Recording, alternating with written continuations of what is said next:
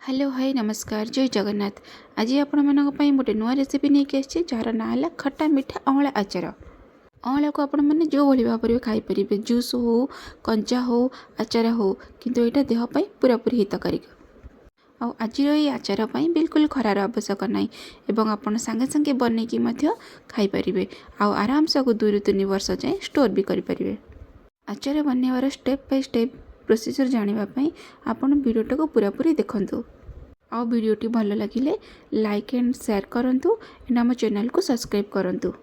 एबे चलतु स्टार्ट करवा।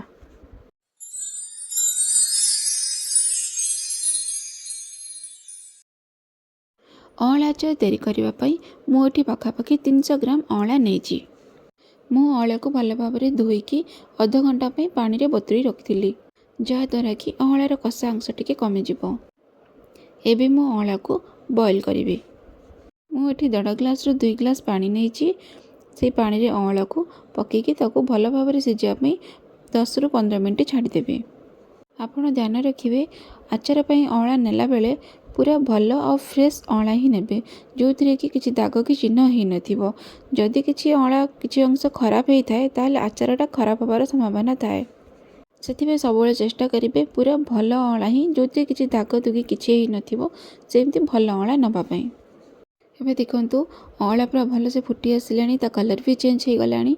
एबे देखि पारुथिबे अँला को आपण काढिले मते तार पाखुड़ा गुड़ा धीरे धीरे खोली आसुची नहले आपण छुरी की चामच टच करके देखि परिबे अँला भलसे सिझिछि कि नहीं। तापर आपण अँला को काढी देबे।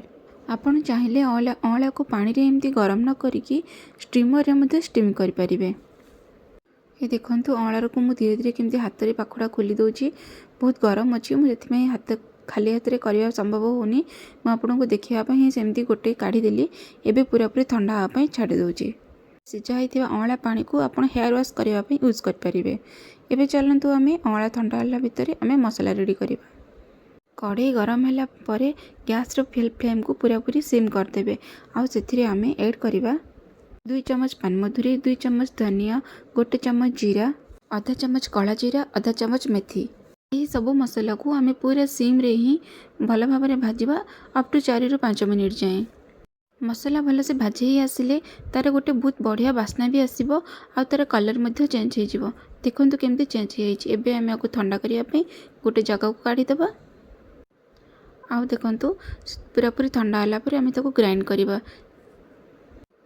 एबे देखंतु अँला पूरापूरी ठंडा हो गलानी। एबे मु ताको हाथ रे आराम से ता पाखुड़ा गुड़ा खोली पारुछि। आपण चाहिए मध्य गोटा अँला को नहीं यही भाव में आचार करें किंतु मुझे पाखुड़ा पाखुड़ा कर देइछि मंजी को काटी देइछि एमती गोटा गोटा पीस करके ही मुझे आचार बनाऊँगी। भल से बॉयल हो जाइए आपको हल्का प्रेस कले मध्य पाखुड़ा पाखुड़ा खोली जाइए। अँला भी आमर रेडी हो जाइए। एबे चलतु मसला आमे रेडी करबा।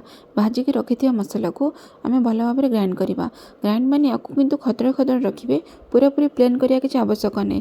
मसला रे किछि खदर होई रहिले ही आ टेस्टटा भल लागिबो। देखंतु मु केमती खंड खंड अछि मसला पूरा प्लेन न होके खदर खदर होईछि। एही भरि भाबे मसला को आमे रेडी करबा।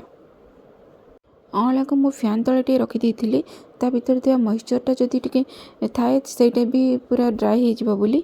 एबे चलंतु आमे आचार प्रोसेस स्टार्ट करबा। आचार तैयारी करबा पे आपण सब बेले मन रखिबे स्टील किंबा नॉन स्टील रे ही आपण तैयारी करिवे। सिल्वर कि एल्युमिनियम जिंस रे केबे मध्य आचार करिवे नै। आचार खराब हो जिवो आउ तार टेस्ट मध्य अलगा आसी जिवो।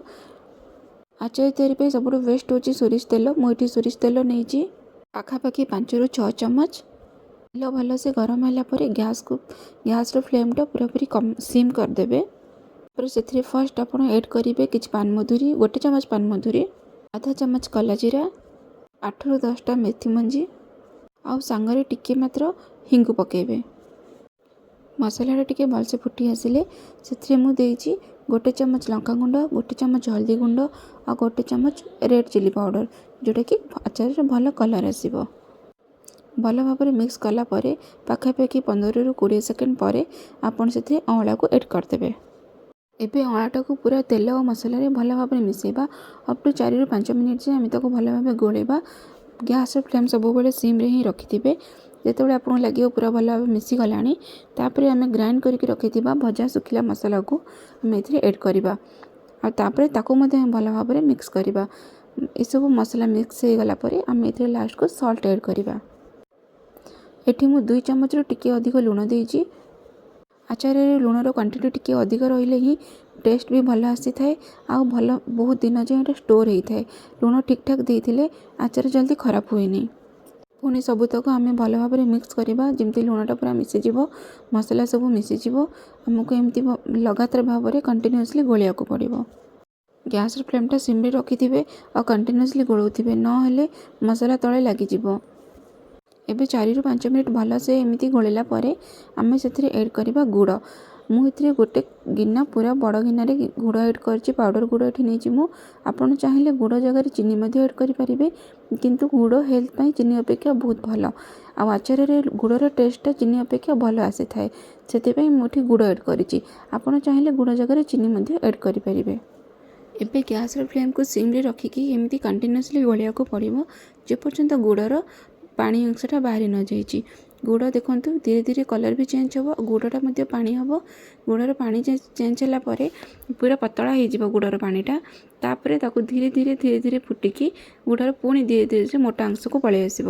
ଯେପର୍ଯ୍ୟନ୍ତ ଗୁଡ଼ର ଶିରାଟା ମୋଟା ନ ହେଇଛି ସେ ପର୍ଯ୍ୟନ୍ତ ଆପଣଙ୍କୁ ଫୁଟେଇବାକୁ ପଡ଼ିବ ଆଉ ଧୀରେ ଧୀରେ ଟିକେ ଛାଡ଼ି ଟିକେ ଗୋଳିବାକୁ ପଡ଼ିବ। ଗୁଡ଼ର ଶିରାଟାକୁ ବେଶୀ ମୋଟା କରିବେନି, ନହେଲେ ଆଚାର ଥଣ୍ଡା ହେଲା ପରେ ବହୁତ ଟାଣ ହେଇଯିବ। ଦେଖନ୍ତୁ ଗୁଡ଼ କେମିତି ପୁରା ଗୁଡ଼ର ଶିରାଟା ବାହାରି ଯାଇଛି।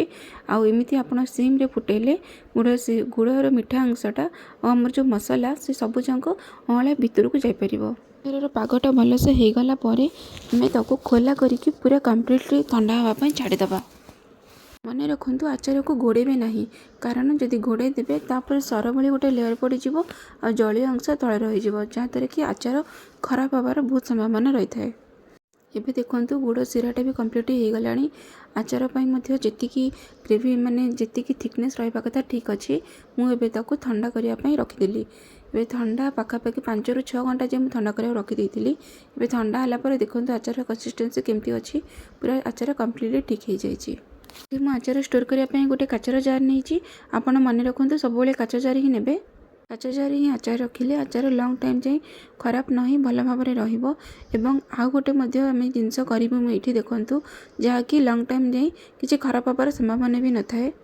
ଦେଖନ୍ତୁ ମୁଁ ଏଠି ଖଣ୍ଡେ ଡାଲଚିନିକୁ ଗରମ କରିଛି ଆଣ୍ଡ ଗରମ କରିକି ଗୋଟେ ପ୍ଲେଟ୍ରେ ରଖିଛି ଆଉ ତା ଉପରେ ମୁଁ ଟିକେ କିଛି ପିଞ୍ଚ୍ ହେଙ୍ଗୁ ପକାଇ ଦେଇଛି ଆଉ ସେଇ ଗ୍ୟାସ୍ ଉପରେ ମୁଁ ଜାର୍ଟାକୁ ଘୋଡ଼େଇ ଦେଇଛି। 2ରୁ 3 ମିନିଟ୍ ଯାଏଁ ଦେଖନ୍ତୁ ହେଙ୍ଗୁ ଆଉ ଡାଲଚିନିର ଧୂଆଁଟା ସେ ଭିତରେ ରହୁଛି। ଏବେ ଦେଖନ୍ତୁ ରେଡ଼ି, ଗ୍ଲାସ୍ ଜାର୍ଟା ପୁରାପୁରି କମ୍ପ୍ଲିଟଲି ରେଡ଼ି ହେଇଗଲା ଆଚାର ପାଇଁ। ଏମିତି ପ୍ରୋସେସ୍ କଲେ ଆଚାର ମଧ୍ୟ କେବେ ମଧ୍ୟ ଖରାପ ହେବନି। ଏବେ ମୁଁ ଆଚାରକୁ ଜାର୍କୁ ଟ୍ରାନ୍ସଫର୍ କରୁଛି। ଆପଣ ଯଦି ଚାହାନ୍ତି 1 ଚାମଚ ଭିନେଗାର ଆଡ଼୍ କରିପାରିବେ, ମୁଁ କିନ୍ତୁ ଏଥିରେ ଭିନେଗାର ଆଡ଼୍ କରିନି।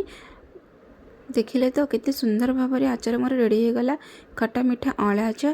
ଆପଣମାନେ ଏମିତି ପ୍ରୋସେସ୍ରେ ଘରେ ନିଶ୍ଚୟ ତିଆରି କରନ୍ତୁ ଆଣ୍ଡ ଆଇ ହୋପ୍ ଯେ ସମସ୍ତଙ୍କୁ ନିଶ୍ଚୟ ଭାବରେ ଭଲ ଲାଗିବ। ଘରେ ଛୋଟ ବଡ଼ ସମସ୍ତେ ଏଇଟା ଖାଇପାରିବେ। ଯଦି ମୋ ଭିଡ଼ିଓଟା ଆପଣମାନଙ୍କୁ ସମସ୍ତଙ୍କୁ ଭଲ ଲାଗିଛି ତାହେଲେ ଲାଇକ୍ କରିବେ, ସେୟାର କରିବେ ଆଣ୍ଡ ଆମ ଚ୍ୟାନେଲକୁ ସବସ୍କ୍ରାଇବ୍ କରିବେ। Thank you. ଜୟ ଜଗନ୍ନାଥ।